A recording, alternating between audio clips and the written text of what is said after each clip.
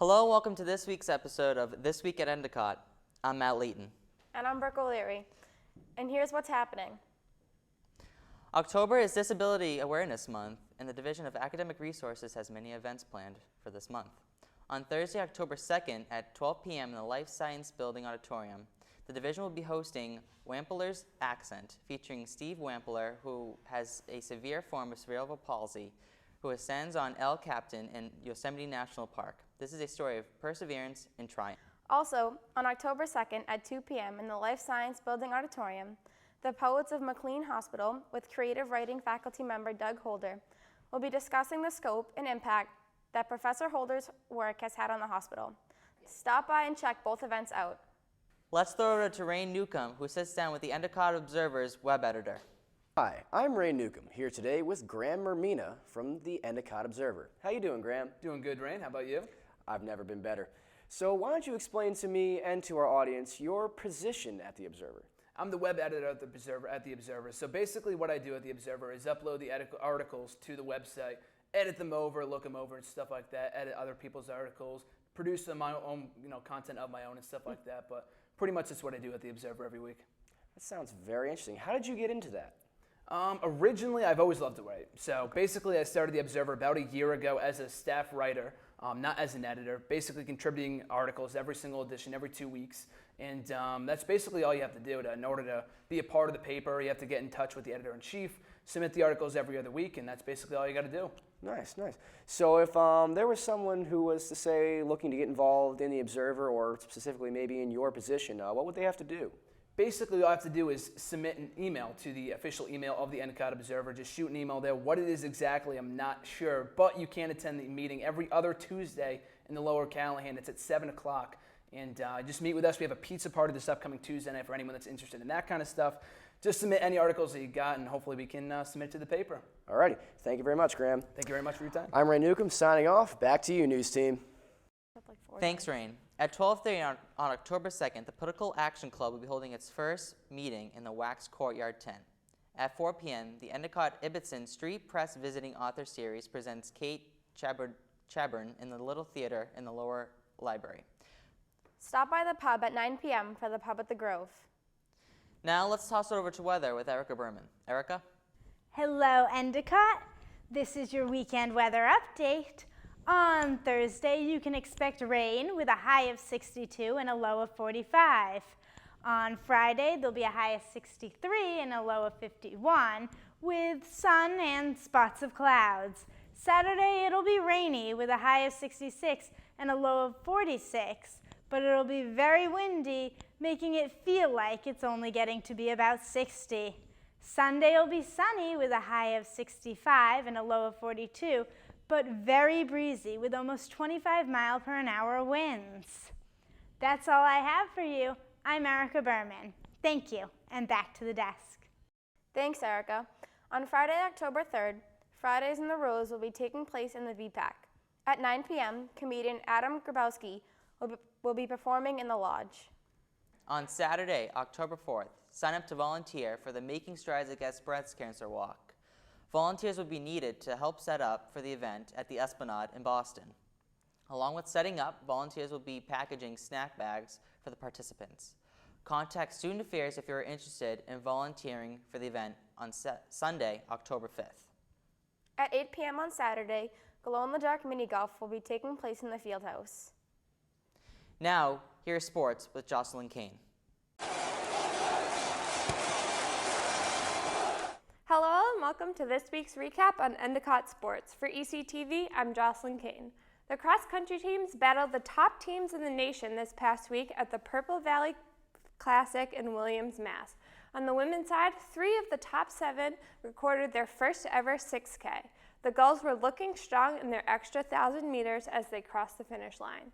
Coming in first on the women's side was senior captain Erin Haynes, followed by junior Grace Brigham, senior captain Jocelyn Kane, sophomore Kira Malone, freshman Elizabeth Vincent, junior Holly Rigoli, and freshman Olivia Kuhn.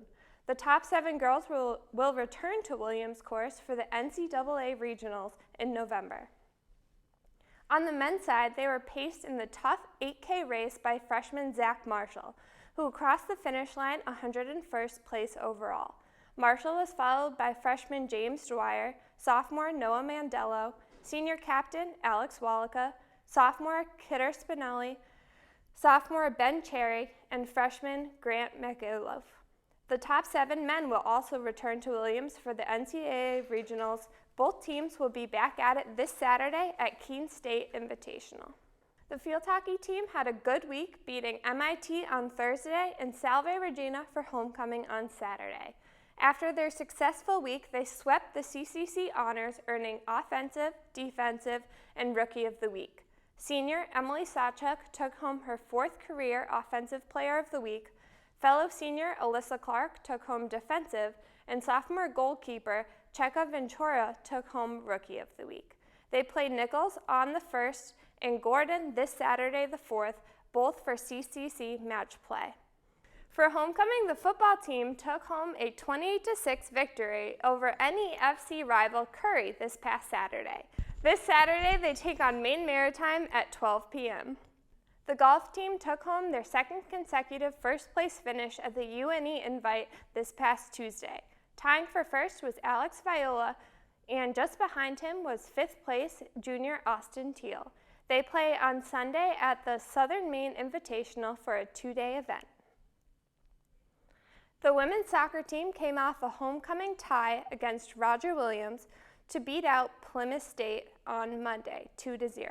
After an outstanding performance last week, the CCC recognized senior goalkeeper Katie Donnelly as Defensive Player of the Week. They play Gordon on Saturday and Tufts on Tuesday. On the men's side, they fell to Roger Williams on Saturday for homecoming, but rose against UMass Dartmouth in overtime to win 3-2. Senior Jed Magnusson was a standout performer, scoring his first goals of the season to capture the win. They play Gordon this Saturday, Williams this Sunday, and Westfield State next Wednesday. The women's tennis team was victorious against Eastern Nazarene on Senior Day on Saturday afternoon. They play Brandeis this Thursday, Salve Regina this Friday, and Curry this Saturday to round up their in-season play. The women's volleyball team was strong this week as they beat both Gordon and Brandeis 3-0. After their impressive homecoming game against Gordon, Tori McIntyre and Elise Morgan took home CCC Player and Rookie of the Week. They play Roger Williams this Friday and Wentworth on Tuesday. And that's it for this week's episode of Endicott Sports. Make sure you tune in next week and attend all the home games to cheer on the green and blue. For ECTV, I'm Jocelyn Kane. Hey guys, welcome to this week's segment of Too Glam to Give a Damn. I'm Nicole. And I'm Christina, and we're here with this week's Hot Topics. Amanda Bynes is at it again. The former Nickelodeon star was kicked out of the Fashion Institute of Design and Merchandising this month. Her classmate Rachel said Bynes would sometimes skip class or show up high And cause horrendous arguments. At other times, Lortiz shared that Bynes would randomly laugh out loud. Bynes' disruptive behavior would often cause outbursts of that attitude. You're going too fast. Yeah, that was their fault. It's okay. You guys did wonderfully. Thanks for taking over. I froze. We're going to start. Where are we starting? Her name is too complicated to say, Lortiz. We're starting where there. Bynes disruptive. Bynes' disruptive behavior didn't stop her at all, and didn't stop her. Sorry. You're doing great. Bynes' disruptive behavior didn't stop at her outbursts and attitude. She would often pay other students to complete her homework.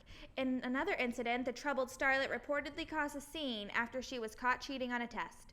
Bynes was arrested and booked on a misdemeanor for driving under the influence on Saturday.